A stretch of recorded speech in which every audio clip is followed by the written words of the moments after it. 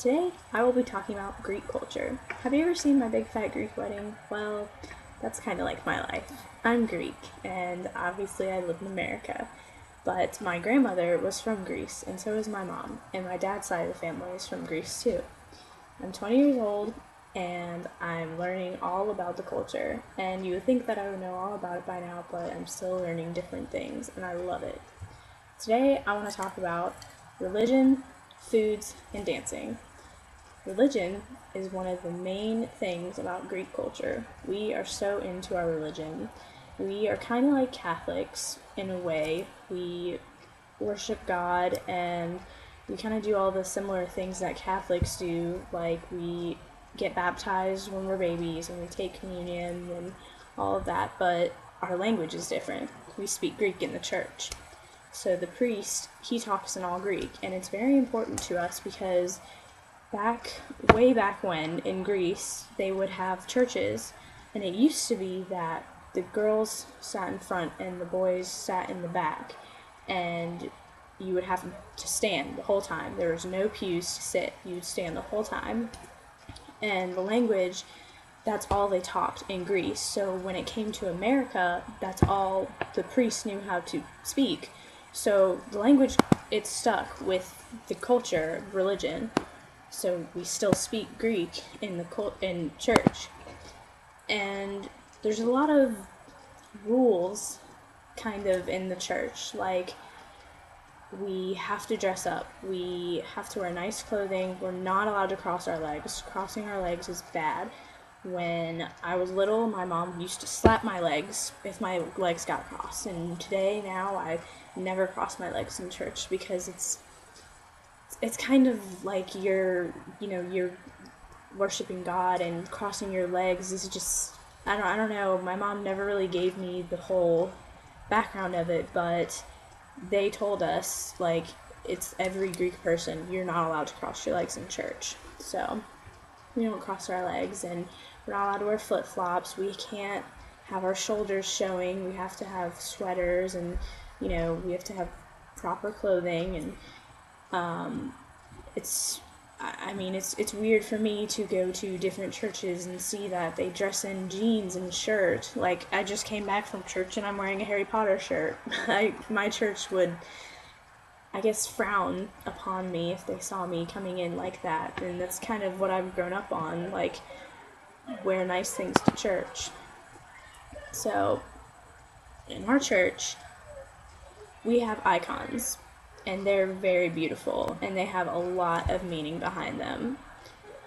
Icons, they depict Jesus' life, and in our church, all around you, there's icons, and it's great. I love staring at the icons. It's bad, but I love it. They show different pictures of Jesus' life, and they all have different meanings, and it's awesome. I love it. It's a big part of our culture. Like, if you go into a Greek home, you will see icons at least once in a person's home, because you pick out, there's saints on icons, and you pick out what saint you want to pray to, and you buy the icon and you put it in your home and you pray to that icon. And you pray to God too, but it's just the icon you feel close to. And also, being Greek, you get named after an icon.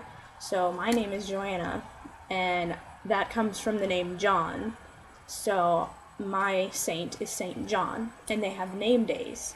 Name days are when, like, the saint was found, I guess, and we celebrate name days. And it's a big part of Greek culture. I'm honestly not sure why we do name days. I don't really know. I never asked, but I get money, so it's nice. And the icons, there's all different saints, and we do name days.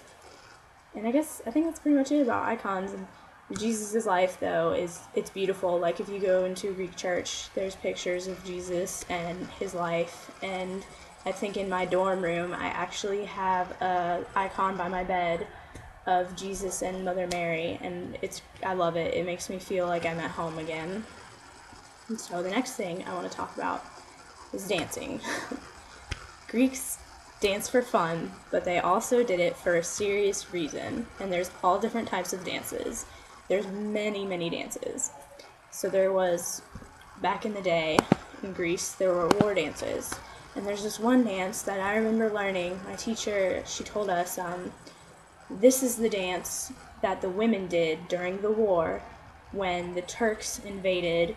They didn't want to be there, so they would take their children up to a cliff and they would dance off the cliff and spin off.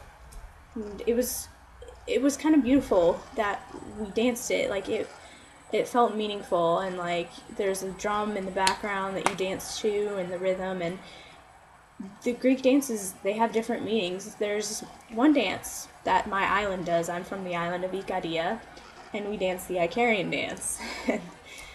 It's a really popular dance with the Icarians, and we have a convention each year, and we go, and when this song comes on, literally nobody is sitting when this dance comes on, because we're all up dancing, and it's awesome. I love it. Like, it's great. I don't know if it has any meaning, but it's our dance from our island, and I love it so much. And then there's the fun dances, which is like the Zorba. There's a movie, I think it's actually called Dancing Zorba. I'm not too sure, but that dance is what you do when you're drunk, I guess.